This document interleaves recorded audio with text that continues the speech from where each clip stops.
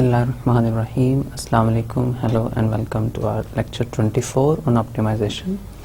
The course code is MTH374 and is for Masters of Mathematics students from ComSat's Institute of Information Technology Virtual Campus. Right. So it's our lecture 24 and as usual a brief recap of what we have done in the last lecture.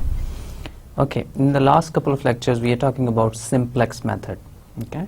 हमने पिछले 2-3 lectures में linear programming problems की बात की है. Linear programming problems क्या होते हैं? ऐसे प्रॉब्लम्स जिनका ऑब्जेक्टिव फंक्शन भी लीनियर होता है और जिनकी सारी कॉन्स्ट्रेंट्स भी लीनियर होती हैं. ओके, फिर हमने क्या करना है, हमने उनको सॉल्व करना है. ठीक है, लीनियर प्रोग्राम्स को सॉल्व करना है.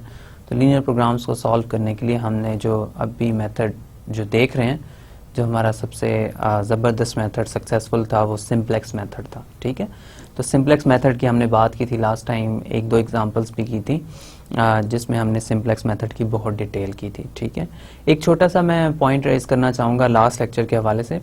लास्ट लेक्चर में एक हमने एंड में एग्जांपल स्टार्ट की थी. उस एग्जांपल में छोटा सा एक टाइपो था. उस टाइपो में जो कॉन्स्ट्रेंट है वो लेस दैन इक्वल टू होनी चाहिए, ग्रेटर दैन इक्वल टू नहीं होनी चाहिए.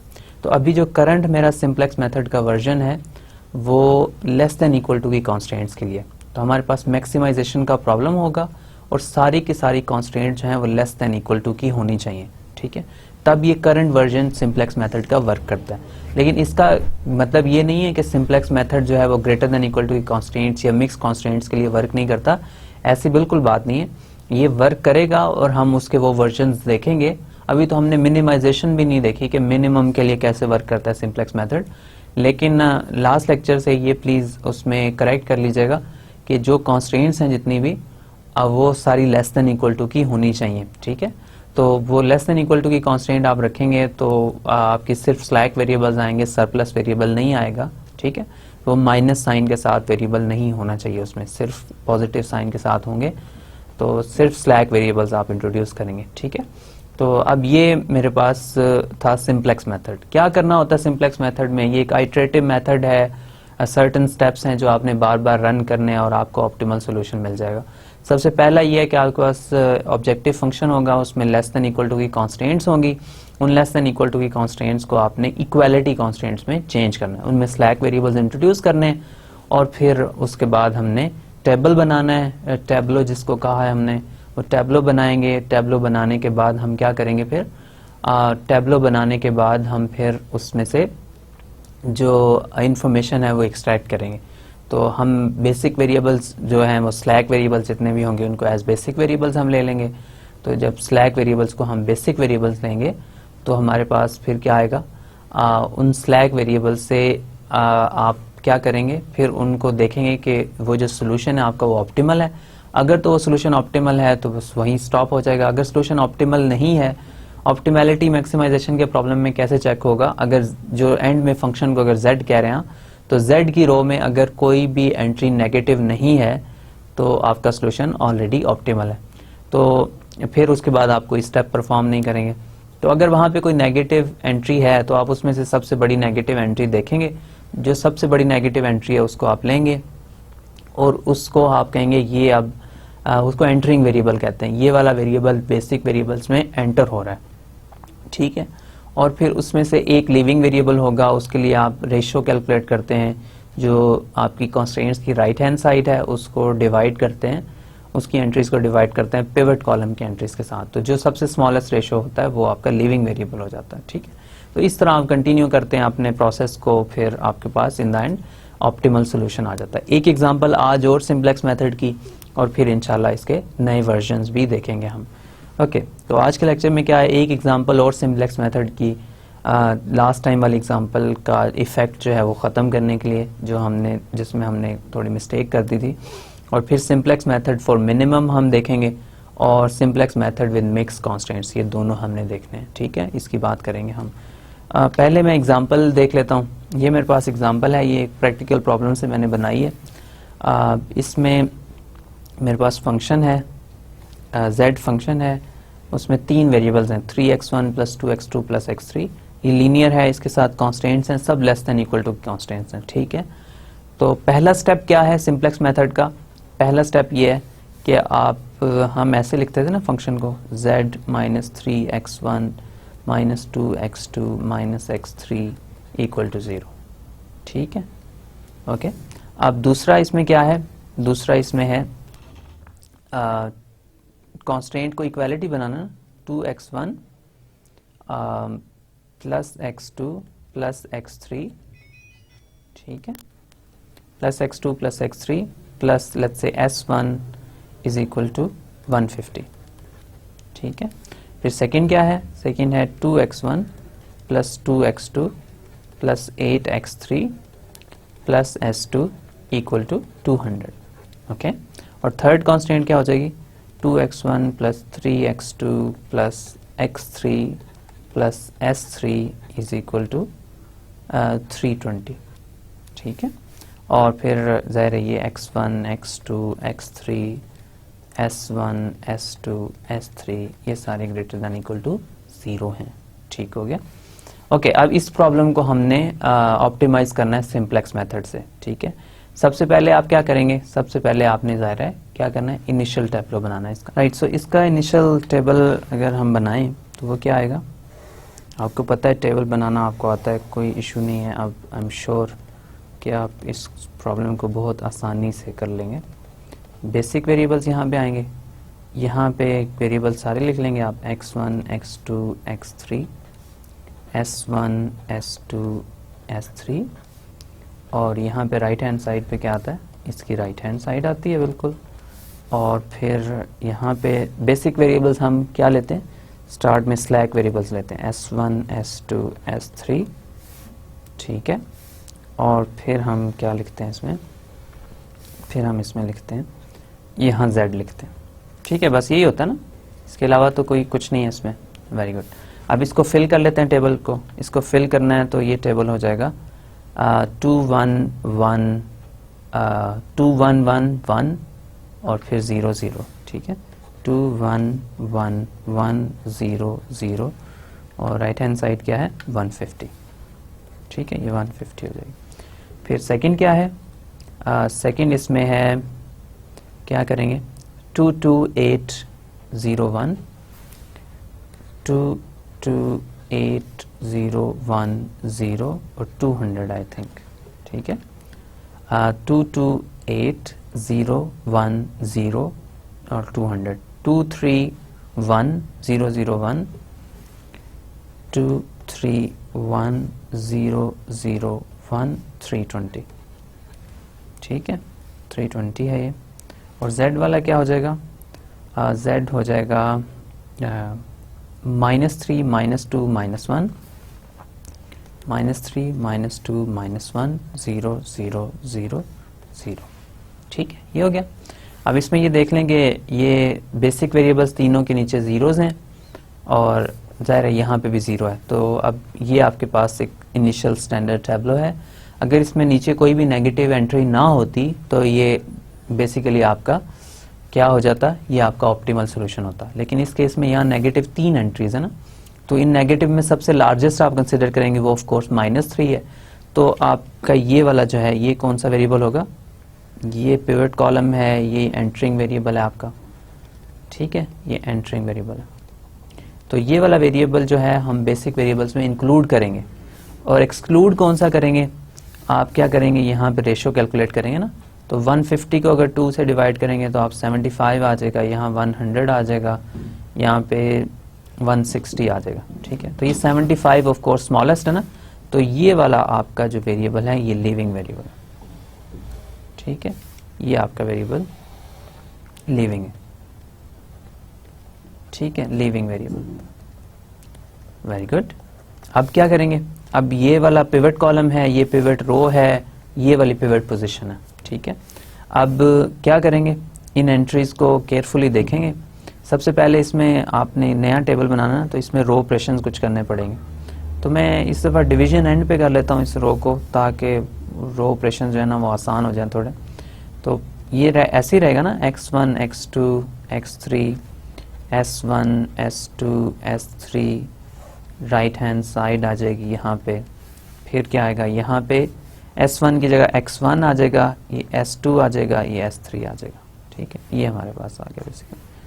ठीक है, अच्छा चलें इसको देखें।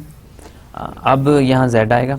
अब इस रो के, इस कॉलम के अंदर जो पिवट कॉलम है आपका, टॉप पोजीशन के ऊपर क्या होना चाहिए, टॉप पोजीशन के ऊपर यहाँ 1 होना चाहिए, बाकी इस कॉलम के अंदर सारी एंट्री 0 होनी चाहिए। रिड्यूस रो एचिलॉन फॉर्म हम बना रहे हैं इफ यू लाइक, ठीक है। तो अब यहाँ पे इस रो को आपने 0 करना है ना, मैट्रिक्स में एज मैट्रिक्स इसको देखें तो R2 माइनस R1 में कर रहा हूँ, R2 माइनस R1, तो ये कर लें। R2 माइनस R1 क्या हो जाएगा, तो ये 0 हो जाएगा, R2 माइनस R1 तो ये 1 हो जाएगा, 8 माइनस 1 7 हो जाएगा, 0 माइनस 1 माइनस 1 हो जाएगा, 1 रहेगा, ये 0 रहेगा, और 200 माइनस 150 50 हो जाएगा, ठीक है। ओके, अब ये इस फर्स्ट वाली को देखें, ये तो अभी एज इट इज़ है, इसको मैंने 2 से डिवाइड करना है, ज़ाहिर है। अब इसको भी करना है, तो इसको आप क्या करेंगे, R3 माइनस R1, ठीक है। हमेशा पिवट से आप रो ऑपरेशन करते हैं, ये 0 हो जाएगा, ठीक है ना, और 3 माइनस 1 2 हो जाएगा, 1 माइनस 1 0 हो जाएगा, माइनस 1 यहाँ आ जाएगा, और 0 0 आ जाएगा, 1 आ जाएगा, और 320 माइनस 150 ये 170 आ जाएगा, ठीक है। ओके, अब ये वाली यहाँ पे भी रो ऑपरेशन करना है, ये -3 है, वहाँ -2 है, ज़्यादा एंट्री से डिवाइड करना पड़ेगा, तो मैं कह रहा हूँ कि इसको आप 2 से डिवाइड कर लें, ये हो जाएगी 1/2, और फिर क्या आ जाएगा 1/2 1/2 1/2 0 0 75, ठीक है, ये आएगा ना। अब आप क्या करें, अब आपका रो ऑपरेशन हो जाएगा R4 प्लस 3 टाइम्स R1, ठीक है। इसको रो को, इस वाली रो को, ये जो अब नई रो है, इसको 3 से मल्टीप्लाई करें और ऐड कर दें, ये वाली एंट्री डेफिनेटली 0 हो जाएगी। तो -2 प्लस 3/2 क्या हो जाएगा, -2 प्लस 3/2, तो ये हो जाएगा -4 प्लस 3, तो ये -1/2 आ जाएगा, आई थिंक -1/2 आ जाएगा, ठीक है। और फिर यहाँ -1 है, -1 प्लस 1/2, -1 या 3 से मल्टीप्लाई करें, -1 प्लस 3/2 आ जाएगा, ठीक है। तो ये आ जाएगा 1/2, ठीक है, ये आ गया 1/2, -1 प्लस 3/2, और फिर यहाँ पे क्या है 0 प्लस 3/2 3/2 हो जाएगा, ओके। फिर उसके बाद क्या आएगा, 0 0 ही रहेगा, ये 0 रहेगा, ठीक है, और ये भी 0 रहेगा, और 0 प्लस 75 इंटू 3 क्या आ जाएगा, 75 इंटू 3 हो जाएगा 225, ये 225 हो जाएगा, ठीक है।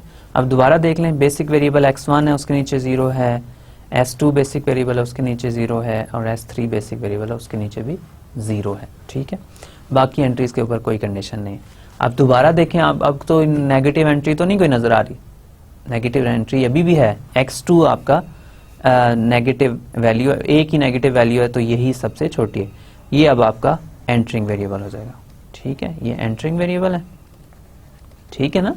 और आपका लीविंग वेरिएबल कौन सा हो जाएगा, लीविंग वेरिएबल के लिए आप 75 को 2 से डिवाइड करेंगे, ये 150 हो जाएगा, 50 को 1 से डिवाइड करेंगे तो 50 आ जाएगा, 170 को 2 पे डिवाइड करेंगे तो क्या आ जाएगा, ये 85, ये 85। तो ऑफ कोर्स ये 50 जो है ये मिनिमम रेशियो है ना, तो ये आपका लीविंग वेरिएबल है, ठीक है, ये वाला लीविंग वेरिएबल,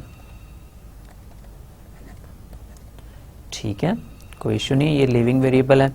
अब हम क्या करें, अब हमने ज़ाहिर है इन रोज़ को लिखना है, और नया टेबल बनेगा नेक्स्ट में, हमारा नया टेबल हम बनाएंगे, तो वो क्या आ जाएगा, वो है फिर से बेसिक वेरिएबल्स, ठीक है, और x1 x2 x3 s1 s2 s3, और यहाँ लास्ट में क्या है, x1 x2 x3 s1 s2 s3 right hand side, और फिर यहाँ देखें, यहाँ क्या पहले हमने क्या लिखा था, x1 लिखा था, अब s2 की जगह x2 आ जाएगा, ये x1 है, ये x2 है और ये s3 रहेगा। ठीक है, ओके। टोटल बेसिक वेरिएबल्स कितने हैं? टोटल बेसिक वेरिएबल्स 3 हैं, सही है, ओके। अब इसको फिल कर लें, ये z है, फिल करेंगे। आपको पता है क्या करना है, मिडल वाली रो जो है वो एज इट इज लिखेंगे, वहाँ 1 है पहले, 0 1 7 -1, 0 1 7 -1, 0 1 7 -1, 1 0 50, 1 0 50। ठीक है, अच्छा अब यहाँ पे देखें, इस रो में ये 1/2 है, इसको मैंने 0 बनाना है। ठीक है, और ये 2 है, इसको 0 बनाना है, ये -1/2 है, इसको भी 0 बनाना है। ठीक है, चलें अब इसको देख लेते हैं। अब पहली रो से स्टार्ट कर लेते हैं, इसको 0 बनाना है तो 1 1/2 1/2 1/2, ये है ना, यहाँ पे मैं लिख देता हूँ इसको 1 1/2 1/2 1/2, और फिर इसके बाद क्या है, इसके बाद है 0 0 75, 0 0 75। इसको मैंने इस रो से ये वाली जो सेकंड एंट्री है इसको 0 बनाना है। सेकंड एंट्री को 0 बनाने के लिए इसको 1/2 से मल्टीप्लाई करना पड़ेगा ना, इसको 1/2 से मल्टीप्लाई कर देता हूँ, फिर सब्ट्रैक्ट कर देता हूँ। तो यहाँ पे आ जाएगा, ये 0 आ जाएगा, ये 1/2 आ जाएगा, ये 7/2 आ जाएगा, और ये क्या आ जाएगा, ये -1/2 आ जाएगा ऑफ कोर्स। ठीक है, और ये क्या आ जाएगा, ये 1/2 आ जाएगा, और फिर ये 0 ही रहेगा, ये 50/2 25 हो जाएगा। ठीक है, इसको थ्रू आउट मैंने 2 से डिवाइड कर दिया। अब माइनस कर देंगे, माइनस हो गया, ये माइनस, ये प्लस माइनस माइनस। ठीक है, ये तो कैंसिल हो गया ना, ये वाली एंट्री यहाँ से कैंसिल होगी, तो यहाँ पे आएगा, ये वाली एंट्री है 1,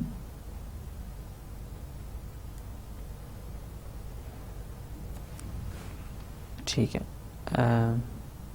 बिल्कुल ये वाली एंट्री है 1, और ये वाली एंट्री होगी अब 0, और फिर इसके बाद क्या आएगा, 1/2 -7/2, ये क्या आ जाएगा, 1 -6/2, ये -3 आ जाएगा ना। ठीक है, -6/2 -3 हो जाएगा, ये 1 हो जाएगा, 1/2 + 1/2, ये -1/2 रहेगा, ये 0 रहेगा, ये 50 आ जाएगा। ठीक है, इसको यहाँ लिखते हैं 1 0 -3 1 -1/2 0, और ये भी 50 आ गया। ठीक है, ओके। अब क्या करूं, अब एक और रो ले लेता हूं। दूसरी रो क्या है वहां पे, वो है 0 2 0 -1 0 1, 0 2 0 0 2 0 -1 0 1 -1 0 1, और फिर एंड पे है 170। ठीक है, 170। अब इसको भी इसके साथ मैंने 0 करना है, ये वाली एंट्री 0 करनी है, तो इसको 2 से मल्टीप्लाई कर देता हूँ और इसमें से सब्ट्रैक्ट कर देता हूँ। तो उसको 2 से मल्टीप्लाई करूँगा, वो हो जाएगी 2, यहाँ आ जाएगा 14, यहाँ पे आ जाएगा -2, यहाँ पे आ जाएगा +2, यहाँ पे आएगा 0, यहाँ पे आएगा 100। ठीक है, सब्ट्रैक्ट करेंगे, minus minus minus plus minus minus, ये कैंसिल हो गया, 0 0 -14 +2, तो 1 -2 1 और 70, तो ये आ जाएगा 0 0 -14 1 -2 1 70। ठीक है, अब फाइनली z वाली रो रह गई है, उसको भी देख लेते हैं। z वाली रो को अगर मैं देखूंगा तो वो हो जाएगी 0, वो रो है 0 -1/2 1/2 3/2, 0 -1/2 1/2 3/2, 0 0 2 25, 0 0 2 2 5। ठीक है, अब इसमें से ये -1/2 को मैंने क्या करना है, 0 करना है ना, तो इस रो से करना है, तो इस रो से करूंगा तो यहाँ पे ये 1/2, इसको 1/2 से मल्टीप्लाई करके ऐड कर देता हूँ, तो ये आ जाएगा 0 1/2 7/2 ठीक है ना, 7/2 आएगा, -1/2 आएगा, 1/2 आएगा, यहाँ पे क्या आएगा 1/2,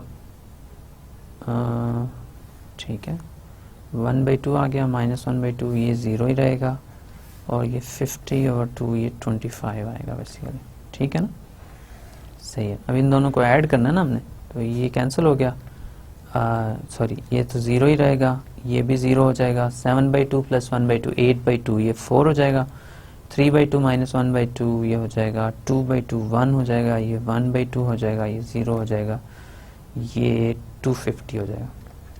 यहाँ पे मेरे पास आ गया 0 0 4 1 1/2 0 250, ठीक है, ये मेरे पास हो गया। अब ये ऑप्टिमल सोल्यूशन है, देख लें आप, लास्ट रो में कोई नेगेटिव एंट्री तो नहीं आ रही। अगर तो लास्ट रो में कोई नेगेटिव एंट्री आ रही है तो ये ऑप्टिमल सोल्यूशन नहीं है, लेकिन अगर लास्ट रो में कोई नेगेटिव एंट्री नहीं है तो ये सोल्यूशन ऑप्टिमल है। ऑप्टिमल है क्योंकि लास्ट रो में कोई नेगेटिव एंट्री नहीं है, और देखें जितने भी बेसिक वेरिएबल्स हैं उनके नीचे सब जीरोज़ हैं, ठीक है, सब बेसिक वेरिएबल्स के नीचे जीरोज़ आ रहे हैं आपके पास। मेरे पास ऑप्टिमल सोल्यूशन मुझे मिल गया है, ऑप्टिमल वैल्यूज़ भी मिल गई हैं, x1 x2 और s3 बेसिक वेरिएबल्स हैं, बाकी जो हैं x3 s1 s2 ये सब ये जो हैं स्लैक वेरिएबल्स हैं, ये बेसिक वेरिएबल्स नहीं हैं, ठीक है। तो मेरे पास इसमें ऑप्टिमल सोल्यूशन क्या आ रहा है, ऑप्टिमल सोल्यूशन इसका आ जाएगा, ऑप्टिमल सोल्यूशन है मैक्सिमा है ये, ठीक है ना, मैक्सिमा है, मैक्सिमा z = 250। कब आ रहा है मैक्सिमा, मैक्सिमा आएगा आपके पास जब होगा x1 50 होगा, x1 = 50 होगा, x2 = 50 होगा, x3 = 0 होगा, s1 = 0 होगा, s2 = 0 होगा, और s3 आपके पास क्या आएगा, s3 है 70, ठीक है। ये वैल्यूज़ अगर होंगी आपके पास तो आपका फंक्शन का मैक्सिमा आएगा, ठीक है। तो इस पॉइंट के लिए फंक्शन आपको मैक्सिमम वैल्यू दे रहा है, और आपका फंक्शन था क्या, ये वैसे इसको हम वेरीफाई भी कर लेते हैं। फंक्शन है आपका 3x1 + 2x2 + x3, 3x1 + 2x2 + x3। देखें ज़रा इन वैल्यूज़ के लिए ये 250 आ रहा है, f(50) इसको f(x1 x2 x3 कह लेना, तो f(50) 50 0, ये क्या आ जाएगा 3 × 50 + 2 × 50 + 0, तो ये 3 × 50 150 हो जाएगा, + 100 हो जाएगा, ये 250 आ रहा, ये मैक्सिमम वैल्यू, ठीक है ना। तो ये इस रीजन के अंदर जो आपकी कॉन्स्टेंट्स हैं उनके रिस्पेक्ट से ये आपका फंक्शन का मैक्सिमा है, ठीक है। होपफुली ये क्लियर हो गया होगा। एक और एग्जांपल मैंने कर दिया है, तो हमने अब 3 एग्जांपल्स कंप्लीट कर लिए हैं। इन 3 एग्जांपल्स के साथ हमारे पास फंक्शन जो है उसका मैक्सिमा हमने फाइंड किया है लीनियर प्रोग्रामिंग और सिंप्लेक्स मेथड से। आसान है बहुत, इतना मुश्किल कोई बात नहीं थी इसके अंदर। तो I am sure, I am certain कि आपको ये चीज़ें क्लियर हो गई होंगी, ठीक है। अच्छा चलें, अब हम थोड़ा सा आगे चलते हैं। अब हमने नेक्स्ट जो टॉपिक करना है वो ये है कि मिनिमा कैसे फाइंड करते हैं सिंप्लेक्स मेथड से। सिंप्लेक्स मेथड से मिनिमा हम कैसे फाइंड करेंगे, ठीक है। तो सिंप्लेक्स मेथड से मिनिमा फाइंड करने के लिए हमने डुअलिटी यूज़ करनी है, ठीक है। हमने मिनिमा का प्रॉब्लम सॉल्व नहीं करना। डुअलिटी का मतलब ये है कि हमने मिनिमा का प्रॉब्लम सॉल्व नहीं करना, बल्कि हम मिनिमा के प्रॉब्लम को मैक्सिमा के प्रॉब्लम में कन्वर्ट करेंगे और फिर इसको सॉल्व करेंगे। ये एक वे है इस प्रॉब्लम को टैकल करने का, ठीक है, एक वे है ये। इससे एक से ज़्यादा वेज भी हो सकते हैं, और हम एक और मेथड पढ़ेंगे, मे बी आज के लेक्चर में तो नहीं, नेक्स्ट लेक्चर में उसको देखेंगे कि अगर हम वो मेथड यूज़ करें तो आपको ये डुअलिटी फिर ज़रूरत नहीं है, फिर आप डायरेक्ट मिनिमा कैलकुलेट कर सकते हैं, ठीक है। उसको मैं बिग एम मेथड कहूँगा। तो बिग एम मेथड इंशाल्लाह हम नेक्स्ट लेक्चर में करेंगे। तो अब अभी हमारे पास ये जो सिंप्लेक्स मेथड है इसी को मैंने यूज़ करना है, और देखते हैं ये हमारी हेल्प करता है कि नहीं। ये मिनिमाइजेशन का प्रॉब्लम ये मेरे पास लिखा हुआ है, ठीक है। मिनिमाइज क्या करना है, फंक्शन को मैंने w कह दिया, वेरिएबल को y1 और y2 मैंने कह दिया। थोड़ा डिफरेंशिएट करने के लिए इसी प्रॉब्लम को मैं मैक्सिमा के प्रॉब्लम में जब कन्वर्ट करूंगा तो मैं उन वेरिएबल्स को कह दूंगा ये x1 और x2 है, ठीक है। अच्छा चलें, ये वेरिएबल हैं और सब की सब कॉन्स्टेंट्स जो हैं वो ग्रेटर देन इक्वल टू की होनी चाहिए मिनिमा के लिए। अगर मिनिमा का प्रॉब्लम आपने डुअलिटी से सॉल्व करना है तो अभी तक का जो सिंप्लेक्स मेथड है वो ये कहता है कि आपने क्या करना है, आपने प्रॉब्लम में सारी की सारी कॉन्स्टेंट्स जो हैं वो ग्रेटर देन इक्वल टू की होनी चाहिए। तो आप जो मैक्सिमा का प्रॉब्लम अभी तक हमने करना है सॉल्व अपनी जो मेथड है सिंप्लेक्स मेथड से, उसमें सारी की सारी कॉन्स्टेंट्स जो हैं वो लेस देन इक्वल टू की होनी चाहिए। अगर लेस देन इक्वल टू की कॉन्स्टेंट्स नहीं हैं, ग्रेटर देन इक्वल टू की कॉन्स्टेंट्स हैं, तो अभी हम उस सिंप्लेक्स मेथड से उसको सॉल्व नहीं कर रहे हैं, ठीक है। हम उसके लिए थोड़ा सा इसको चेंज करेंगे, मॉडिफाई करेंगे, तो हमारे पास ये मेथड आएगा फिर, ठीक है।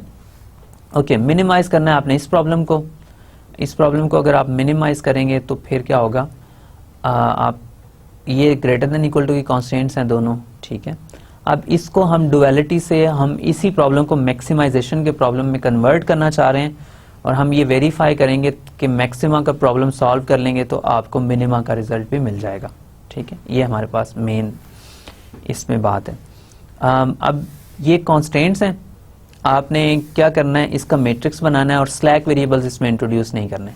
तो आपने क्या करना है, एक मैट्रिक्स बना देना है।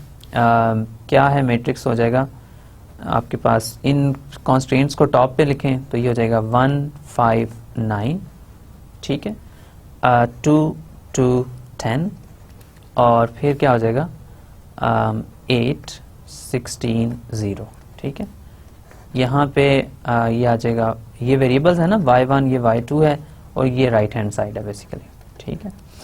ओके, नेगेटिव साइंस वगैरह कंसिडर नहीं करने हैं, ठीक है। ये इसके ना मिनिमाइज के जो फंक्शन है तो इसको आप बेसिकली ये कह लें 8y1 + 16y2 = 0 इसको ले रहे हैं, ठीक है। ये हो गया। अब क्या करें आप, अब सिंपल है, इसको कन्वर्ट करना है मैक्सिमा के प्रॉब्लम में। इस मैट्रिक्स का आप ट्रांसपोज ले लें, ठीक है।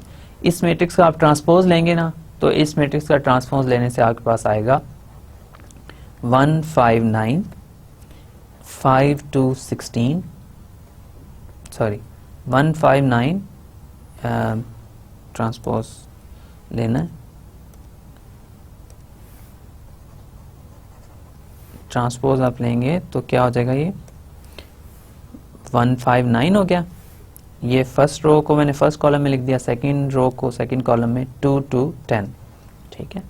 और फिर इसके बाद क्या हो जाएगा 8 16 0, ठीक है। ये हमारे पास आ जाएगा। ओके, अब इससे क्या होगा, इससे ये होगा कि अब ये वाला जो फंक्शन है इसमें आप वेरिएबल्स अब यहाँ पे y1 y2 की बजाय x1 x2 लिख लें, ठीक है। और ये आपका फंक्शन z हो जाएगा जो हम वहां पे कंसिडर करते थे, और ये आपकी कांस्टेंट है राइट हैंड साइड। तो इसका मैक्सिमाइजेशन प्रॉब्लम क्या होगा, मैक्सिमाइज, इसी का मैक्सिमाइजेशन प्रॉब्लम है, मैक्सिमाइज क्या हो जाएगा, z = 9x1 + 10x2 subject to constants, subject to constants क्या आएंगी, कॉन्स्टेंट्स आएंगी x1 + 2x2 is less than equal to 8, ठीक है। और फिर सेकेंड कॉन्स्टेंट आएगी 5x1 + 2x2 is less than equal to 16। तो अब ये डुअल प्रॉब्लम हो गया है, जो ओरिजिनल मेरा मिनिमाइजेशन का प्रॉब्लम था उसका मैंने डुअल कैलकुलेट कर लिया, तो मेरे पास ये प्रॉब्लम आ जाएगा। ये प्रॉब्लम ऐसा है कि इस प्रॉब्लम में का अगर मैं मैक्सिमा फाइंड करूंगा तो मुझे सिंप्लेक्स मेथड से इसका मैक्सिमा फाइंड करूंगा तो मुझे ओरिजिनल प्रॉब्लम का मिनिमा भी मिल जाएगा, ठीक है। तो अब इसको हमने देखना है, क्या करना है, यहाँ स्टेप्स मैंने लिखे हुए हैं। फर्स्ट स्टेप क्या है, without considering slack variables right the constants and the objective function and not with negative coefficients as an augmented matrix। negative coefficient इसको दूसरी साइड पे नहीं लेके जाना, as it is just coefficients लिखने हैं इसके, ठीक है। और ये आपका हो जाएगी ऑब्जेक्टिव फंक्शन आप बॉटम पे लिखेंगे, बाकी कॉन्स्टेंट्स टॉप पे लिख लें। फिर क्या करें, इस मैट्रिक्स का ट्रांसपोज कैलकुलेट कर लें, ठीक है। Find the transpose of this matrix, और आपके पास ये वाला मैट्रिक्स आ जाएगा, ये मैंने यहाँ लिखा हुआ है। और इस मैट्रिक्स में use this to write as a maximization problem. The maximization problem is called the dual। तो ये जो मैक्सिमाइजेशन प्रॉब्लम है ये ओरिजिनल प्रॉब्लम का डुअल है, ठीक है। इन दोनों प्रॉब्लम्स का आपस में रिलेशन है, मैक्सिमाइजेशन और मिनिमाइजेशन के प्रॉब्लम का। आप एक का मैक्सिमा कैलकुलेट करेंगे, दूसरे का मिनिमा आपको मिल जाएगा, लेकिन पॉइंट्स में फर्क हो सकता है। ये मैं अभी ग्राफ से आपको दिखाता हूँ, इन दोनों का ग्राफ क्या बनेगा। यहाँ पे मैंने इसका ग्राफ बनाया हुआ, ये देखें, ये मिनिमम प्रॉब्लम का ग्राफ है, ये मैक्सिमम प्रॉब्लम का ग्राफ है, ठीक है। अब ये मिनिमम प्रॉब्लम है ना, तो इसकी कॉन्स्टेंट सारी ग्रेटर देन इक्वल टू की हैं, तो ये ग्रेटर देन इक्वल टू का रीजन है। तो इसमें ये दो बेसिकली इक्वेशंस हैं, ठीक है। ये यहाँ पे देख लें आप, दो इक्वेशंस हैं कॉन्स्टेंट्स की, तो वो मैंने लिखे हैं y1 + 5y2 = 9 है पहले, और दूसरी वाली ये, ठीक है। तो इन दोनों का कॉमन रीजन क्या है, इन दोनों का कॉमन रीजन ये वाला सारा, ठीक है। तो एक लाइन यहाँ से इधर जा रही होगी, एक लाइन इधर से इधर जा रही होगी, लेकिन कॉमन रीजन यही है, ठीक है। अब इसमें देखेंगे ना आप, तो इसमें मिनिमम पॉइंट जो है वो ये है, फंक्शन का क्या मिनिमम पॉइंट 41 है, लेकिन ये मैंने इसकी लेस देन इक्वल टू की कॉन्स्टेंट्स बनाई हुई हैं। लेस देन इक्वल टू की कॉन्स्टेंट्स का मैक्सिमम पॉइंट जो है ना वो 2, 3 होगा। तो मैक्सिमम पॉइंट जो है वो और है, मिनिमम पॉइंट और है, लेकिन मिनिमम वैल्यू और मैक्सिमम वैल्यू दोनों सेम है। तो अगर आप 4, 1 के ऊपर वैल्यू कैलकुलेट करेंगे वो भी 48 आएगी, और 2, 3 के ऊपर वैल्यू कैलकुलेट करेंगे वो भी 48 आएगी इस प्रॉब्लम की। तो इसका मतलब है कि मैक्सिमम और मिनिमम की वैल्यू सेम है, लेकिन पॉइंट्स डिफरेंट आते हैं। वैल्यू सेम है दोनों की, लेकिन पॉइंट्स डिफरेंट आ सकते हैं। पॉइंट्स यहाँ पे x1 2 है और x2 3 है, यहाँ पे 4 1 है।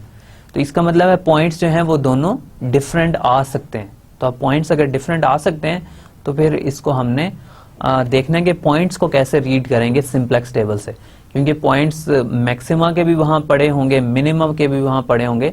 तो मैक्सिमम और मिनिमा के पॉइंट्स कैसे रीड करेंगे हम सिंप्लेक्स मेथड से, ये हमने देखना है।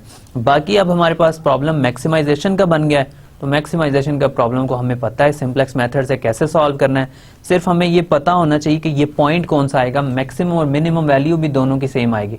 एक प्रॉब्लम का अगर मैक्सिमा आपने फाइंड कर लिया है तो डुअल प्रॉब्लम का मिनिमा भी वही है, ठीक है। जो डुअल प्रॉब्लम का अगर आपने मैक्सिमा फाइंड कर लिया है तो ओरिजिनल प्रॉब्लम का मिनिमा भी वही है, मिनिमम वैल्यू वही आएगी, लेकिन आपने पॉइंट बताना है कि जिस पॉइंट के लिए वो मिनिमम वैल्यू आपको मिल रही है। तो ये हमने सिंप्लेक्स टेबल से जस्ट रीड करना हमें आना चाहिए। ये मैं आपको बताऊंगा, एग्जांपल करते हैं, उसमें मैं आपको बताऊंगा कि ये कैसे रीड करेंगे हम सिंप्लेक्स टेबल से। तो इसकी इंशाल्लाह हम एग्जांपल करते हैं और फिर इसको देखते हैं। अब इसका सोल्यूशन मैंने करना है, ये एग्जांपल है आपके पास, डुअल प्रॉब्लम मैं लिख लेता हूँ क्योंकि उसी को मैंने सॉल्व करना है। तो डुअल प्रॉब्लम को सॉल्व करके मैंने इसका ओरिजिनल प्रॉब्लम की मिनिमम वैल्यू आपको बतानी है, ठीक है। तो डुअल आपने देख लिया ना कैसे बनाना है। आपका ओरिजिनल प्रॉब्लम है उसको मैट्रिक्स फॉर्म में लिखना है, उस मैट्रिक्स का ट्रांसपोज कैलकुलेट कर लें। उस मैट्रिक्स का ट्रांसपोज कैलकुलेट करेंगे तो आपके पास क्या आ जाएगा, उससे आपको मिलेगा उसका डुअल मैक्सिमाइजेशन प्रॉब्लम। तो एक का मैक्सिमम वैल्यू दूसरे की मिनिमम वैल्यू होगी, और आपने सिर्फ पॉइंट्स डिफरेंट हो सकते हैं।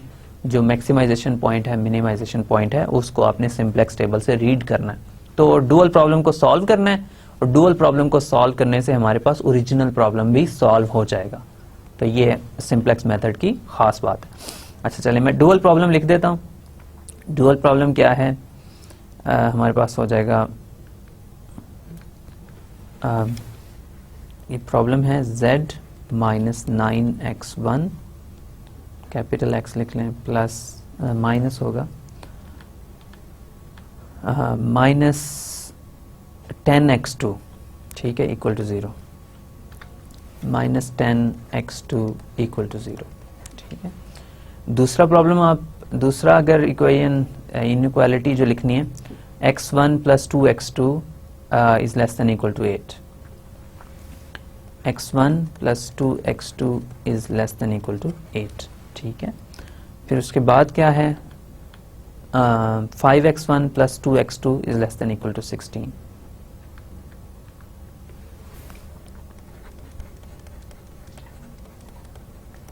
ठीक है। ये प्रॉब्लम है, ठीक है। इसको सिंप्लेक्स मेथड से सॉल्व करना है, मैक्सिमाइज करना है इसको, ठीक है।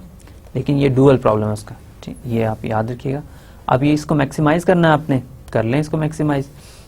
इसके लिए आपने फर्स्ट स्टेप पहले इस प्रॉब्लम को मैक्सिमाइजेशन प्रॉब्लम के लिए आपका सिंपलेक्स मेथड क्या कहता है, फर्स्ट स्टेप क्या है उसका, फर्स्ट स्टेप ये है कि आपने इसको इक्वालिटी कांस्टेंट बनानी है, x1 plus 2x2 plus s1 slack variable equal to 8 और 5x1 plus 2x2 plus s2 is equal to 16। ये आपके पास हो गया प्रॉब्लम। इस प्रॉब्लम का टेबल बना लें, ये होगा ना x1 x2 greater than equal to 0 है, ज़ाहिर है इसका टेबल बना लें। टेबल इसका सिंपल है, यहाँ पे आपने बेसिक वेरिएबल्स लिखने हैं, ठीक है, यहाँ पे आप बेसिक वेरिएबल्स लिखेंगे तो यहाँ पे क्या आ जाएगा,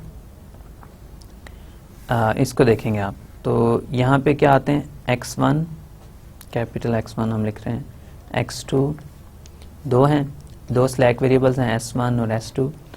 और ये डुअल के प्रॉब्लम में रीड करने के लिए जो है आपका पॉइंट जो है मिनिमाइजेशन और मैक्सिमाइजेशन का पॉइंट दोनों का डिफरेंट आएगा ना, उसको रीड करने के लिए हमें इस टेबल में एक और कॉलम बनाना पड़ता है, उसको हम z का कॉलम कहते हैं। ये सिंपल है, इसमें बहुत आसान होगा, ये अभी आपको पता चल जाएगा ये क्यों बना रहे हैं हम। राइट हैंड साइड है, इसको हमने इसके साथ कुछ भी नहीं करना थ्रू आउट, लेकिन ये हमारे काम आएगा। अब इसमें बेसिक वेरिएबल्स हम क्या लेते हैं, बेसिक वेरिएबल्स हम लेते हैं s1 s2, दोनों स्लैक वेरिएबल्स को बेसिक लेते हैं ना स्टार्ट में, और फिर बॉटम रो किस चीज़ की होती है, बॉटम रो होती है z की, ठीक है। अच्छा, अब यहाँ फर्स्ट कॉन्स्टेंट से इसको फिल करेंगे तो ये हो जाएगा 1 2 1 0, इस कॉन्स्टेंट में z 0 है ना, राइट हैंड साइड 8 हो जाएगी। यहाँ 5 है, 5 2 0 1 0 16, ठीक है, 0 0 का कॉलम है, इसमें कोई मसला नहीं है ना। लेकिन यहाँ पे ये आ जाएगा z के लिए, ये आ जाएगा -9 -10 0 0, z में z1 है ना और राइट हैंड साइड 0 है, ठीक है। अच्छा चलें, अब इसको सॉल्व करना है, यूजुअल जो मिनिमाइजेशन मैक्सिमाइजेशन का प्रोसेस है उससे करेंगे। तो ये वाला एंटरिंग वेरिएबल है ना, ये वाला एंटरिंग वेरिएबल है, ठीक है, एंटरिंग वेरिएबल है। लीविंग वेरिएबल कौन सा हो जाएगा, 8 को 2 से डिवाइड करेंगे तो 4 आ जाएगा, 16 को 2 से डिवाइड करेंगे तो 8 आ जाएगा। ये ऑफ कोर्स कौन सा है, ये वाला लीविंग वेरिएबल है जिसकी स्मॉलेस्ट रेशियो है, ठीक है, लीविंग वेरिएबल। अब ये आप बेसिकली आपके फिंगर टिप्स पे है, ये इतना आसान हो गया जितनी हमने इसकी एग्जांपल्स की हैं, ठीक है। ओके, अब इसको हम आगे लेके चलते हैं, इसको ज़ाहिर है आप वैल्यूज़ लिखनी है ना, इसकी वैल्यूज़ लिखेंगे तो ये नेक्स्ट टेबल में बनाता हूँ। नेक्स्ट टेबल मेरे पास हो जाएगा बेसिक वेरिएबल्स, BV कह दो इसको, बेसिक वेरिएबल्स, और यहाँ पे क्या आएगा x1 x2 s1 s2, और ये z वाला कॉलम याद रखिएगा, और राइट हैंड साइड, ठीक है। अच्छा चलें, अब यहाँ पे क्या लिखना है, यहाँ पे देखें लीविंग वेरिएबल, एंटरिंग वेरिएबल है x2 और s1 लीव कर रहा है, तो ये x2 है, यहाँ s2 आ जाएगा, ठीक है, ओके, और यहाँ पे z ही रहेगा, ठीक है।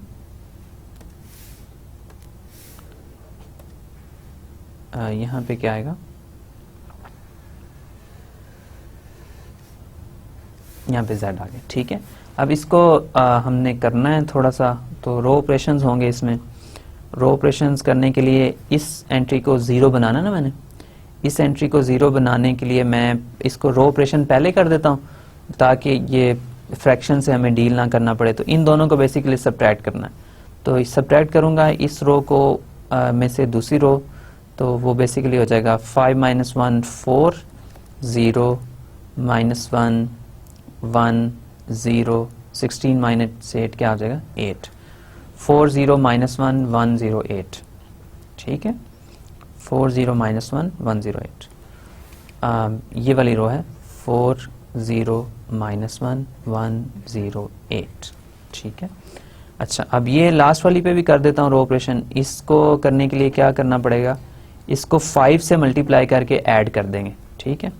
तो ये बेसिकली क्या आ जाएगी, ये वाली रो आ जाएगी -9 + 5 -4, ठीक है, ये 0 आएगा, और यहाँ पे क्या आएगा 0 प्लस 5 आ जाएगा, यहाँ पे क्या आ जाएगा 0, यहाँ पे क्या आएगा 1 प्लस 0 1 और 0 प्लस 40 हो जाएगा। सो ये लास्ट वाली रो है, ये हो जाएगी -4 0 5 0 1 40 -4 0 5 0 1 40 ठीक है, ये है ना -4 0 5 0 1 40। और टॉप वाली रो में अब 1 होना चाहिए ना, पिवट पोजीशन पे 1 होना चाहिए, तो उसको 2 से डिवाइड कर लेंगे, तो 1/2 1 1/2 1/2 1 1/2 और फिर उसके बाद क्या है 0 0 4, ये 0 है, ये 0 है, ये 4 है, ठीक है। चलें अब इसके बाद देखें कोई और नेगेटिव एंट्री तो नहीं है, ये फर्स्ट वाली ऑफ कोर्स नेगेटिव एंट्री है, तो ये आपका कौन सा वेरिएबल हो जाएगा, ये आपका एंटरिंग वेरिएबल है, ठीक है ना। और लीविंग वेरिएबल कौन सा हो जाएगा, 4 को 1/2 से करेंगे तो आपको ये 8 हो जाएगा, ये 8 है और ये वाला 2 है, तो ये वाला जो है लीविंग वेरिएबल, ठीक है, ये लीव कर रहा है, ठीक है, लीविंग वेरिएबल। अब इसका मैं अगर टेबल यहाँ बनाऊं तो ये बेसिकली हो जाएगा, यहाँ पे मेरे पास आ जाएगा basic variables x1 x2 s1 s2 z right hand side, और यहाँ पे मेरे पास आएगा, अब क्या करना है, ये x2 रहेगा ना, ये x2 है, ठीक है, ओके, तो x2 है और यहाँ पे अब मेरे पास आ जाएगा x1, ठीक है, और यहाँ पे एंड में क्या आएगा, एंड में मेरे पास z है, ठीक है। अब इसमें रो ऑपरेशंस करने जा रहे हैं, ये लास्ट वाली रो में अगर मैं डायरेक्ट इन दोनों को ऐड कर दूं ना तो बड़ा आसान हो जाएगा, इसी से करना है रो ऑपरेशन। ये 0 है, ये 0 है, ये 4 है, ये 0 है, सॉरी ये 1 हो जाएगा और ये भी 1 हो जाएगा, और ये 40 प्लस 8 जो है ना 48 हो जाएगा, ठीक है, वेरी नाइस। चलें अब इसके बाद क्या होगा, अब इन बाकी को भी लिखना है मैंने, तो बाकियों को लिखने के लिए इसको मैं अब 1 बना लेता हूँ, 1 0 -1/4 1/4 0 और 4 से डिवाइड कर रहा हूँ ना ताकि ये 1 बन जाए, 4 से डिवाइड करूँगा तो ये 8 को 4 से डिवाइड किया तो ये 2 आ जाएगा, ठीक है, ज़बरदस्त।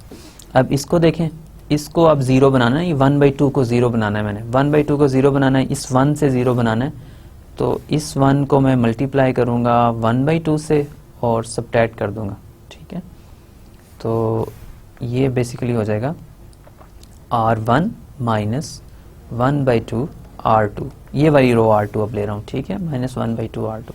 रो ऑपरेशन है ना, आपको पता है मैं रोज को मल्टीप्लाई कर सकता हूँ, डिवाइड कर सकता हूँ नंबर्स के साथ, तो कोई इशू नहीं है, रोज चेंज नहीं होती हैं, इक्वलेंट रहती हैं, ठीक है। R1 माइनस 1/2 R2, तो ये 0 हो जाएगा, ठीक है, ये 1 ही रहेगा, R1 माइनस 1/2, ठीक है, ये 1 रहेगा, और ये वाली एंट्री क्या आ जाएगी 1/2, ठीक है, ये 1/2 है, और यहाँ पे नीचे क्या आ जाएगा, ये हो जाएगा बेसिकली -1/2, सो ये -1/8 हो जाएगा, ये -1/8, ये माइनस का, ठीक है। बाकी एंट्री क्या है, अगली 0 है और यहाँ पे नीचे है 1/2 और फिर 0 है, 0 है और 4 है, नेक्स्ट एंट्री, इनको कर लेते हैं, ये माइनस हो जाएगा, ये सॉरी ये प्लस हो जाएगा, ये माइनस, तो यहाँ पे आ जाएगा 1/2 प्लस 1/8, तो ये हो जाएगा बेसिकली 4 प्लस 1/8 5/8 हो जाएगा, ठीक है ना, 5/8 हो जाएगा, ये -1/2 रहेगा, ये 0 रहेगा, ये लिख लेते हैं 5/8 -1/2, ये 0 हो जाएगा। अच्छा अब यहाँ पे देखें ये वाली रो है ना 2 है, तो इसको मैं क्या कर रहा हूँ, इसको मैं 2 से 1/2 से मल्टीप्लाई कर रहा हूँ ना, तो 1/2 से इसको मल्टीप्लाई कर रहा हूँ और R1 से सब्ट्रैक्ट कर रहा हूँ, तो 4 - 1 ये 3 हो जाएगा, ठीक है, सही। ओके, अब ये मेरे पास कंप्लीट टेबल है। अब इसको देख लें, ये ऑप्टिमल सोल्यूशन है ना। ऑप्टिमल है क्योंकि लास्ट रो में कोई भी एंट्री नेगेटिव नहीं आ रही है, लास्ट रो में कोई भी एंट्री नेगेटिव एंट्री नहीं है, तो इसका मतलब ये ऑप्टिमल सोल्यूशन है। अब इसमें देखें कि मैक्सिमाइजेशन का सोल्यूशन क्या था, मिनिमाइजेशन का सोल्यूशन क्या था। अब यहाँ पे जो मैक्सिमाइजेशन प्रॉब्लम का सोल्यूशन है वो ये है कि x1 जो है वो 2 होना चाहिए, x2 3 होना चाहिए और मैक्सिमम वैल्यू 48 है। यहाँ पे सोल्यूशन हमने कैलकुलेट किया था ना, ये मैक्सिमाइजेशन का सोल्यूशन है 2 3 48 मैक्सिमम है। अब यहाँ पे भी 48 तो मिल गया, 41 पॉइंट हमें चाहिए। 41 पॉइंट इस टेबल में कहाँ नजर आ रहा है आपको? 41 पॉइंट है, ये स्लैक वेरिएबल्स की वैल्यू है। S1 4 है, S2 1 है, ठीक है। तो अब मैं जनरल आपको एक्सप्लेन कर देता हूँ कि आपने मैक्सिमाइजेशन का डुअल प्रॉब्लम सॉल्व करना है। मैक्सिमम और मिनिमम वैल्यू यहाँ कॉर्नर में पड़ी होगी, वही सेम वैल्यू होगी। मैक्सिमाइजेशन के पॉइंट जो हैं वो यहाँ पे यूजुअली जैसे होते हैं वो वहीं पे पड़े होंगे, लेकिन मिनिमाइजेशन के पॉइंट्स जो है ना वो स्लैक वेरिएबल्स की वैल्यूज होंगी। मिनिमाइजेशन पॉइंट्स की वैल्यूज क्या होंगी? स्लैक वेरिएबल्स की वैल्यूज होंगी। लेकिन इसमें एक वन इंपॉर्टेंट पॉइंट है, वो इंपॉर्टेंट पॉइंट ये है कि ये जो Z के नीचे वाला ये कॉलम है ना, इसमें 1 होना चाहिए। अगर Z के नीचे वाले कॉलम में 1 नहीं होगा तो ये स्लैक वेरिएबल्स की वैल्यूज जो हैं ये आपको मैक्सिमम जो मिनिमम का पॉइंट नहीं देंगी। तो आप पहले यहाँ पे 1 बनाएंगे, उसके बाद स्लैक वेरिएबल्स की वैल्यूज जस्ट देख लेंगे तो वो आपके पास मिनिमम पॉइंट होगा। ठीक है, आसान है ना, हमने कुछ भी नहीं किया, मैक्सिमाइजेशन का प्रॉब्लम सॉल्व किया है। मैक्सिमाइजेशन के प्रॉब्लम को सॉल्व करने से हमें इस मैक्सिमम वाले प्रॉब्लम का भी सोल्यूशन मिल गया और जो हमारा ओरिजिनल मिनिमम वाला प्रॉब्लम था उसका भी सोल्यूशन हमें मिल गया। तो इसका मतलब है डुअल से हम मैक्सिमाइजेशन से मिनिमाइजेशन पे जा सकते हैं, मिनिमाइजेशन से मैक्सिमाइजेशन के ऊपर जा सकते हैं। तो सिंप्लेक्स मेथड की यह जबरदस्त बात है कि अगर आप एक मैक्सिमा का प्रॉब्लम सॉल्व कर रहे हैं तो उसके साथ साथ आप एक मिनिमा का भी प्रॉब्लम सॉल्व कर रहे होते हैं, वो उसका डुअल प्रॉब्लम होता है जो आप मिनिमा का प्रॉब्लम सॉल्व कर रहे होते हैं। तो अब अगर मिनिमा का प्रॉब्लम गिवन हो, उसको डुअल करके आप मैक्सिमा का प्रॉब्लम बना लेंगे और उस मैक्सिमा के प्रॉब्लम को आप सॉल्व कर लेंगे तो आपके पास उसका सोल्यूशन भी वहीं पे मिल जाएगा। तो इसका जनरल कमेंट क्या है? इसका जनरल कमेंट ये है कि maxima is 48, maxima point is 2 3, ठीक है। मिनिमा, ठीक है, ये डुअल प्रॉब्लम है, ठीक है, ये डुअल प्रॉब्लम का। ओरिजिनल प्रॉब्लम के लिए, ओरिजिनल प्रॉब्लम के लिए क्या होगा? ओरिजिनल प्रॉब्लम के लिए होगा मिनिमा क्या होगा? मिनिमा इज 48 और मिनिमा पॉइंट क्या है? मिनिमा पॉइंट है आपके पास 41, ठीक है। तो मिनिमा पॉइंट के लिए मैं लिख देता हूं यहां पे, minima point will be the values of the slack variables. Slack variables कहां से रीड करनी है? In the row of Z, ठीक है। कहां से रीड करनी है? Z रो से। प्रोवाइडेड, एक कंडीशन है ना इसके ऊपर, provided the value in the column of Z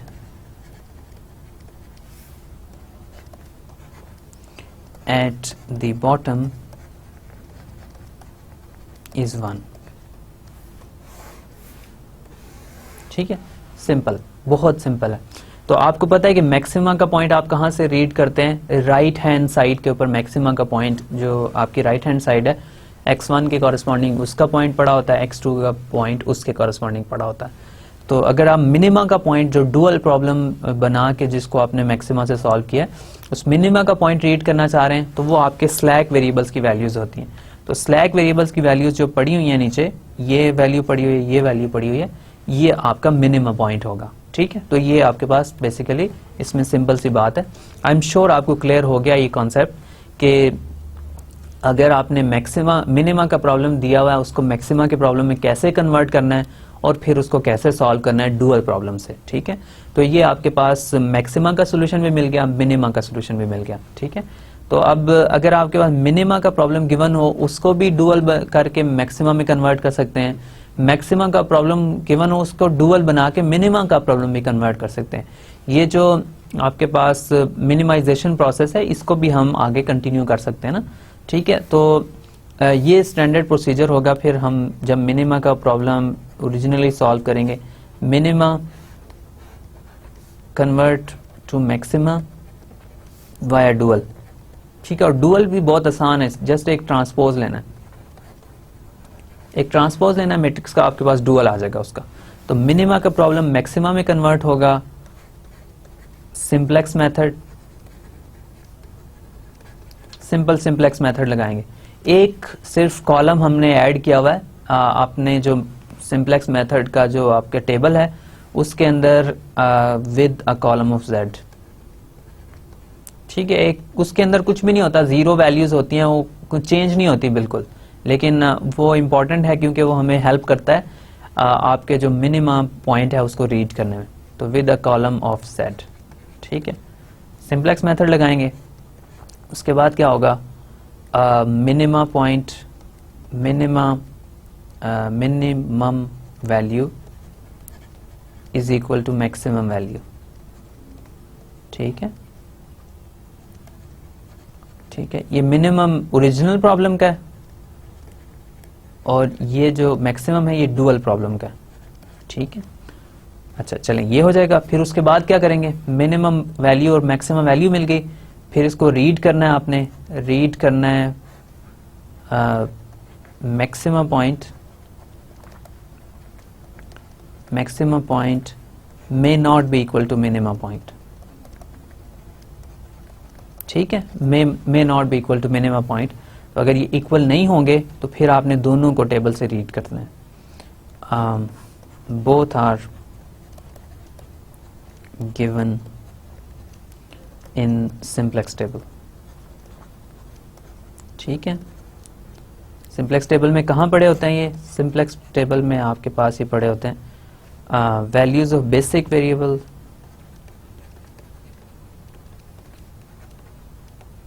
basic variables की वैल्यूज क्या होती हैं, basic values of basic variables maximum point,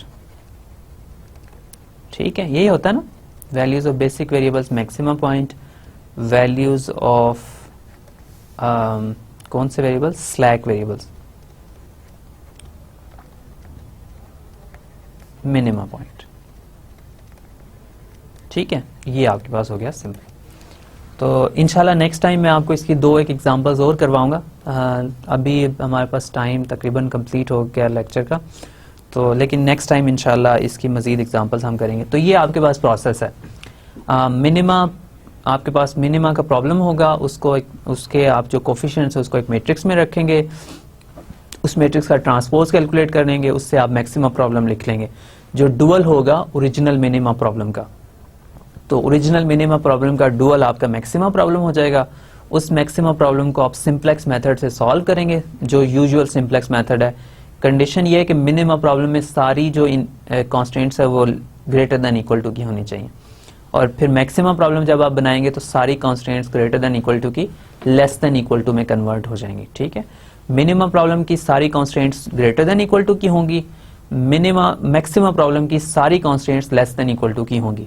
तो फिर उसको यूजुअल सिंपलेक्स मेथड से सॉल्व करेंगे। एक कॉलम आप ऐड करेंगे, वो z का कॉलम होगा, उसमें कुछ भी नहीं आएगा, 0 0 0 सारे आएंगे और एंड पे 1 आ जाएगा, हमेशा ऐसे ही होगा, ठीक है। ओके, तो अब आप फिर नेक्स्ट क्या करेंगे, जो जब सॉल्व कर लेंगे तो आपको मैक्सिमा का सोल्यूशन मिल जाएगा, मिनिमा का भी सोल्यूशन मिल जाएगा। कैसे, मैक्सिमम वैल्यू जो है वो प्रॉब्लम की, डुअल प्रॉब्लम की, वो मिनिमम वैल्यू होगी ओरिजिनल प्रॉब्लम की, ठीक है। और लेकिन जो मैक्सिमम पॉइंट है और मिनिमम पॉइंट ये दोनों डिफरेंट हो सकते हैं, दोनों डिफरेंट हो सकते हैं। फिर क्या करेंगे आप, दोनों कहाँ से फाइंड करेंगे, दोनों सिंपलेक्स मेथड में गिवन है, उस टेबल जो आपने बना ली है सिंपलेक्स टेबल, उसमें दोनों की वैल्यूज गिवन है। दोनों की वैल्यूज कैसे फाइंड करेंगे, आपके पास वैल्यूज बेसिक वेरिएबल्स की क्या होंगी, मैक्सिमम पॉइंट होगा, और जो स्लैक वेरिएबल्स की वैल्यूज हैं वो मिनिमम पॉइंट होगा। सिर्फ छोटी सी एक आपने चीज ऑब्जर्व करनी है, ये जो z का कॉलम है उसके सबसे बॉटम जो एंट्री है वो 1 होनी चाहिए। अगर वो 1 नहीं है तो पहले उसको 1 बना लें। फॉर एग्जांपल वो 5 है तो उसको डिवाइड करके 5 से 1 बना लें, फिर जो आपका पॉइंट आएगा वो आपका फिर मिनिमा वाला पॉइंट होगा, ठीक है। तो ये इसमें इंपॉर्टेंट बात है। तो बाकी इसमें ऐसा कोई और बात नहीं है, सही है। तो ये आपके पास सिंपल सा इसमें प्रॉब्लम था, कोई आई एम श्योर कोई इशू नहीं होगा आपको। आज का लेक्चर मैं यहीं पे क्लोज करता हूँ। नेक्स्ट टाइम इंशाल्लाह इसकी 2 एग्जांपल्स और फिर हम इंशाल्लाह आगे चलेंगे। हमने बिग एम मेथड भी करना है जिसमें हम मिक्स कॉन्स्टेंट्स हों तो उसको भी हम सिंप्लेक्स मेथड से सॉल्व कर सकते हैं, ठीक है। तो आज का लेक्चर मैं समराइज कर देता हूँ आपके लिए और फिर इंशाल्लाह हम इसको स्टॉप करते हैं। राइट, सो आज के लेक्चर में हमने क्या किया? आज के लेक्चर में हमने सिंप्लेक्स मेथड को फिर से रिवाइज किया, एक एग्जांपल किया, उसकी दोबारा सिंप्लेक्स मेथड के बारे में एक मैं क्लियर कर दी मैंने चीज़ आपके लिए कि सिंप्लेक्स मेथड जो अभी करंट वर्जन है इसका, ये आपके पास सिर्फ लेस देन इक्वल टू की कॉन्स्टेंट्स के लिए वर्क करता है। अगर आपके मैक्सिमाइजेशन प्रॉब्लम हो तो मैक्सिमाइजेशन प्रॉब्लम में सारी की सारी कॉन्स्टेंट्स जो हैं वो लेस देन इक्वल टू की होंगी तो आपका ये प्रॉब्लम वर्क करेगा, ठीक है। तो बेसिकली सिर्फ स्लैक वेरिएबल्स आने चाहिए, अदरवाइज ये प्रॉब्लम जो है इसमें कुछ मजीद आपको चीज़ ऐड करनी पड़ती है। वो भी सिंप्लेक्स मेथड है, वो भी सिमिलर है, कोई इसमें ज़्यादा मुश्किल बात नहीं होगी। इसमें दोनों एग्जैक्टली सेम है, सिंप्लेक्स मेथड उसको भी कहते हैं हम। तो उसमें भी हम ये चीज़ें करेंगे लेकिन उसके लिए थोड़ा सा डिफरेंस है। तो अगर आपके पास लेस देन इक्वल टू की कॉन्स्टेंट्स हैं आपके प्रॉब्लम के अंदर तो उसके लिए आप ये वाला सिंप्लेक्स मेथड यूज़ करेंगे, ठीक है। लास्ट टाइम हमने एक एग्जांपल स्टार्ट की थी जो जिसमें कोई टाइपो था, तो ग्रेटर देन इक्वल टू की कॉन्स्टेंट उसके लिए लेस देन इक्वल टू की कॉन्स्टेंट में चेंज होनी चाहिए, तब हम उसको सॉल्व करेंगे, ठीक है। ओके, अब ये सिंप्लेक्स मेथड हमने यूज़ कर लिया। अब सिंप्लेक्स मेथड की एग्जांपल की, फिर हमने कहा कि ये तो सारे मैक्सिमाइजेशन के प्रॉब्लम हम सॉल्व करें। तो मैक्सिमा का प्रॉब्लम हमने मास्टर कर लिया कि मैक्सिमा का प्रॉब्लम होगा, सारी लेस देन इक्वल टू की कॉन्स्टेंट्स होंगी, कोई इशू नहीं है। अब हमारी फिंगर टिप्स पे आइए मेथड, हम इसको आराम से सॉल्व कर लेंगे। अब हमारे पास है इसके अलावा मिनिमाइजेशन का प्रॉब्लम अगर आ जाए, मिनिमाइजेशन का प्रॉब्लम कैसे सॉल्व करेंगे सिंप्लेक्स मेथड से, वो भी इतना मुश्किल नहीं है। उसको कैसे करेंगे, आपने मिनिमाइजेशन का प्रॉब्लम है आपके पास, उसको आप अप्लाई करेंगे डुअलिटी, डुअल उसका कैलकुलेट कर लेंगे, वो आपको मैक्सिमाइजेशन का प्रॉब्लम में कन्वर्ट हो जाएगा। डुअल कैलकुलेट करना भी बहुत ही आसान है। क्या करना है, जो आपका ओरिजिनल प्रॉब्लम है उसके कोफिशिएंट्स लेने हैं, उन कोफिशिएंट्स को एक मैट्रिक्स में रखना है। एक मैट्रिक्स में रखेंगे, वो आपके पास जो मैट्रिक्स है वो ओरिजिनल प्रॉब्लम का है, मिनिमाइजेशन प्रॉब्लम का है। उस मैट्रिक्स का ट्रांसपोज कैलकुलेट कर लें। ट्रांसपोज कैलकुलेट करेंगे तो वहां से आपने कॉन्स्टेंट्स को जस्ट लिख लेना है। कॉन्स्टेंट्स को लिखेंगे, टॉप वाली रोज जो कॉन्स्टेंट्स की रोज हैं उनको कॉन्स्टेंट के तौर पे दोबारा लिख लें, और जो आपके पास ऑब्जेक्टिव फंक्शन की रो थी वो ऑब्जेक्टिव फंक्शन के तौर पे दोबारा लिख लें। तो अब इनइक्वालिटीज को आप लेस देन इक्वल टू में चेंज कर देंगे, और तो ऑब्जेक्टिव फंक्शन और लेस देन इक्वल टू की कॉन्स्टेंट्स के साथ आपके पास ये मैक्सिमाइजेशन का प्रॉब्लम बन जाएगा। तो मिनिमाइजेशन के प्रॉब्लम को आपने मैक्सिमाइजेशन के प्रॉब्लम में कन्वर्ट कर दिया, और इसको कन्वर्ट करने के बाद आप इसको सॉल्व कर लेंगे। आपको पता है मैक्सिमाइजेशन के प्रॉब्लम को कैसे सॉल्व करते हैं। तो जब आप सॉल्व करेंगे तो उसमें मैक्सिमम वैल्यू और मिनिमम वैल्यू दोनों सेम आएंगी, लेकिन जो मैक्सिमम पॉइंट है और जो मिनिमम पॉइंट है वो दोनों डिफरेंट हो सकते हैं। तो दोनों डिफरेंट जब होंगे तो वो दोनों के दोनों टेबल में लिखे होते हैं। उनको रीड कैसे करना है, जो बेसिक वेरिएबल्स की वैल्यूज हैं वो आपका मैक्सिमम पॉइंट है, जो आपके पास स्लैक वेरिएबल्स की वैल्यूज होंगी वो आपका मिनिमम पॉइंट हो जाएगा। तो उनको जस्ट टेबल से आप रीड करेंगे तो आपको मैक्सिमम पॉइंट भी मिल जाएगा, मिनिमम पॉइंट भी मिल जाएगा। तो आई एम श्योर ये चीज़ें आपको क्लियर हुई होंगी। नेक्स्ट टाइम इंशाल्लाह 2 एग्जांपल्स और इसकी इंशाल्लाह, और फिर हम नेक्स्ट मेथड जो मैंने अभी आपको बताया कि मिक्स कॉन्स्टेंट्स वाला मेथड है, उसको हम बिग एम मेथड कहते हैं।